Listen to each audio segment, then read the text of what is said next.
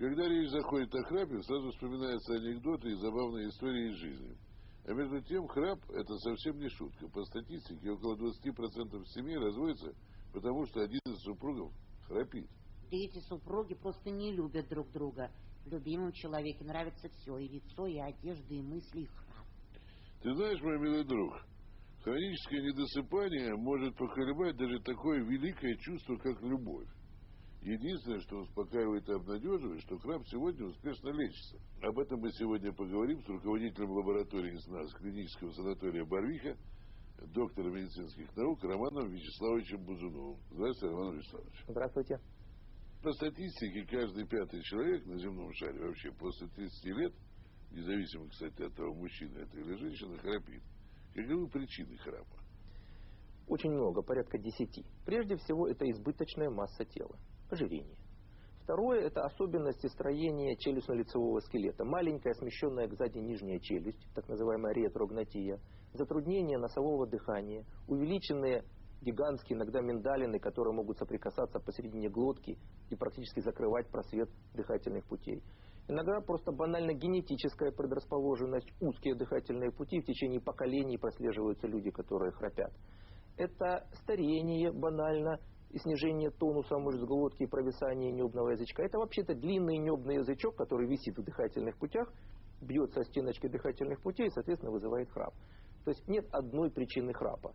Их несколько. Хотя о вреде храпа сегодня много и активно говорят и пишут, все равно многие воспринимают храп, как такой забавный недостаток, если это мужчина, любимого мужчины, даже наоборот, как бы некоторые женщины с удовольствием рассказывают, что рядом храпит ее, скажем, бойфренд или там это волосатое чудовище или еще кто-то там и так далее. Расскажите, пожалуйста, нашим зрителям, чем опасен храп? Это все смешно, пока не развиваются болезни, связанные с храпом и с недостатком кислорода ночью. Прежде всего, храп – это признак сужения дыхательных путей и биения стеночек друг от друга. Но степень сужения может быть разная, и дыхательные пути могут в итоге спасться. И вот те же люди, которые наблюдают за храпящими своими, так сказать, бойфрендами, обращают внимание, что возникает пауза пугающая, иногда 10, 20, 30 секунд до минуты. Человек может начинать синеть. Потом возникает громкое всхрапывание. Это фактически острая остановка дыхания, связанная с полным спадением дыхательных путей на уровне глотки. И пока мозг спит, он не чувствует, дышит человек или не дышит человек. Повышается давление, выброс стрессовых гормонов, организм начинает страдать от недостатка кислорода, и только потом просыпается мозг, открывает дыхательные пути, всхрапывает. Да, и таких эпизодов может быть 500-600 за ночь. Ужас. Человек может 8 часов спать, а из них 4 часа вообще не дышать. И развивается масса проблем. Прежде всего, это тяжелейшая дневная сонливость. То есть мозг просыпается 500 раз за ночь, чтобы подышать, естественно, он не высыпается. С утра человек начинает засыпать на работе, на совещаниях, за рулем автомобиля. Это очень большая проблема. Кстати, в некоторых западных странах пациенты с тяжелой формой апноэ сна, если они не лечатся, они лишаются водительской лицензии. Потому что вероятность заснуть за рулем в 3-7 раз выше, чем у людей, у которых нет такого заболевания. Острые остановки дыхания – это острый недостаток кислорода, это увеличение риска артериальной гипертонии, увеличение риска инфарктов и инсультов и внезапной смерти во сне. То есть это очень большая проблема. Если уж касательно опять бойфренда, импотенция у мужчин развивается, это тоже немаловажно. Когда пациент спит, врачи-сомнологи работают. Сегодня на ночную диагностику пришел Борис Владимирович. В последнее время я заметил, что у меня очень рассредоточено внимание, головные боли, частая сонливость во время рабочего дня, головокружение. А ночью мне жена сказала, что я сильно храплю, причем храплю с такими с перерывами, с задыханием. Когда просыпаюсь часто, чувствую, что у меня во рту сухо и в горле першит. Чтобы проследить за состоянием пациента во время сна, на него надевают датчики. Они снимают электрокардиограмму, фиксируют кислородный обмен и артериальное давление. Эти данные поступают на компьютер врача. За 7 часов сна мы выявили около 750 остановок дыхания во сне, которые продолжительностью 60 секунд максимальная остановка. человека с резкими снижениями насыщения крови кислородом, то есть к выраженному хроническому острому недостатку кислорода, который в свою очередь может приводить к таким сердечно-сосудистым осложнениям, как инфаркт, инсульт и, к сожалению, описанные случаи внезапной смерти во сне во время остановок дыхания. До некоторых пор, еще буквально 5-6 лет назад, для того, чтобы поставить диагноз апноэ сна, приходилось человеку ложиться в лабораторию сна, на него наклеивать массу датчиков, и, соответственно, он спал в лаборатории сна, что и дорого, и трудно, и ехать нужно куда-то. Сейчас технология достаточно быстро развивается. Вот такой датчик, который меряет насыщение крови кислородом. Мы одеваем его на пальчик, и он сразу включается и показывает здесь насыщение крови кислородом и пульс. И все эти данные фиксируются в течение всей ночи. Этот датчик можно достаточно просто вот так вот одеть на руку, да, на пальчик. Высочить зайчик. И в течение всей ночи мы запишем кривую насыщения крови кислородом. Если у нас есть остановки дыхания, то, соответственно, они сопровождаются падением насыщения крови кислородом. Мы можем видеть эти 500-600 остановок дыхания за ночь. То есть фактически можем поставить достаточно точный диагноз прямо непосредственно в поликлинических условиях, дав человеку такой аппаратик просто домой. Существует целый ряд народных средств борьбы с храпом. Ну, мы знаем, подцикать языком, посвистеть, повернуть больного на бок. Это из таких народных. А на самом деле они работают или нет? Это первое. Есть ли какие-нибудь бытовые средства борьбы с храпом? Ну, подцикать языком, фактически мы просто подвуживаем человека. Если просто толкнуть локтем в бок, он тоже перестанет на какое-то время храпеть. Да? Какие, на таком вот бытовом уровне? Вообще-то первое – это лечение ожирения или избыточного массы тела. Достаточно иногда на 5 килограмм похудеть, чтобы перестать храпеть. И, кстати, часто люди этого вообще не знают. Следующее – это нормализация носового дыхания.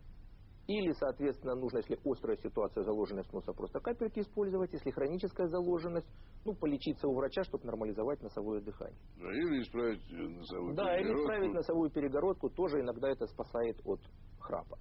Следующее, есть еще, это просто в аптеках можно покупать, различные фармакологические средства от храпа, которые обладают таким дубящим, противоотечным, противовоспалительным действием на глотке и, соответственно, облегчают храп.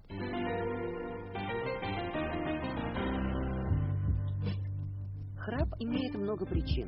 Чаще всего это функциональные нарушения, вызванные курением, алкоголем, избыточным весом или простудой. В этих случаях у человека во время сна расслабляются мышцы мягкого неба и язычка, стенки глотки втягиваются внутрь, сужая дыхательный просвет.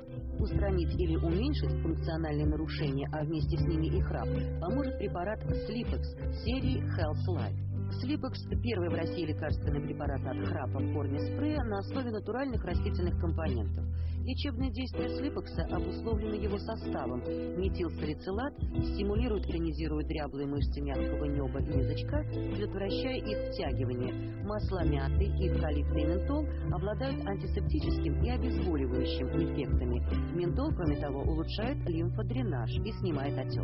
Sleepex прост и удобен в применении. Один раз в день перед сном спрей распыляется на заднюю стенку глотки. Препарат действует всю ночь в течение 8 часов. Курс лечения Sleepex не менее 4 недель. Sleepex – спокойный сон без храпа.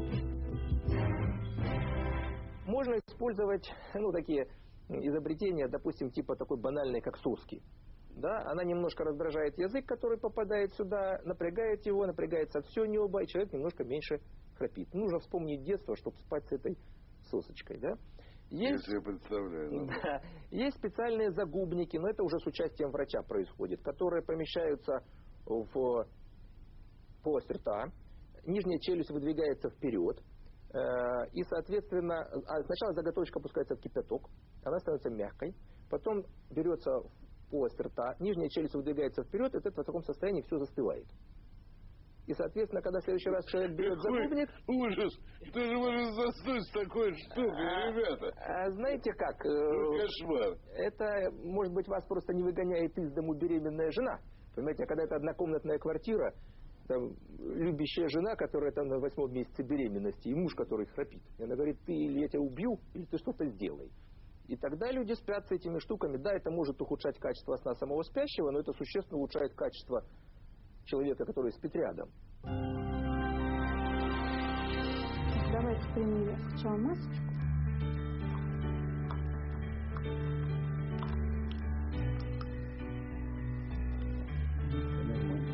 давит, нельзя брать, на переносицу не давит. Сегодня у Бориса Владимировича 7-й сеанс лечебного сна. Ночь он проведет в специальной лечебной маске. В дыхательные пути поступает воздух под положительным давлением. Сейчас пациент дышит комфортным давлением, то есть при котором он может дышать в бодрствовании. Ночью он будет спать, давление будет гораздо выше, это лечебное давление, которое устраняет все нарушения.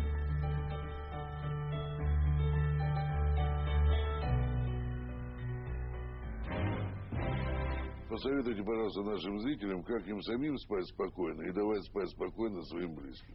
Ну, это такой глобальный вопрос, понимаете, это все равно посоветовать, а как хорошо жить. Ну, нужно вести здоровый образ жизни, нужно не полнеть, нужно не курить, нужно, соответственно, так или иначе там хорошо проводить день, не волноваться, чтобы не было стрессов, тогда человек будет легче спать, лучше спать и не мешать окружающим. То есть, в общем-то, банальные достаточно рекомендации. Но если все-таки вы их все не соблюдаете, если у вас случились проблемы, ну, приходите к врачам, постараемся помочь. Дорогие друзья, на этой оптимистической ноте, собственно говоря, я хотел бы сказать, что было очень интересно. Спасибо большое. Спасибо вам. А наша программа заканчивается. Наш адрес в интернете www.ntv.ru. Будьте здоровы, увидимся через неделю.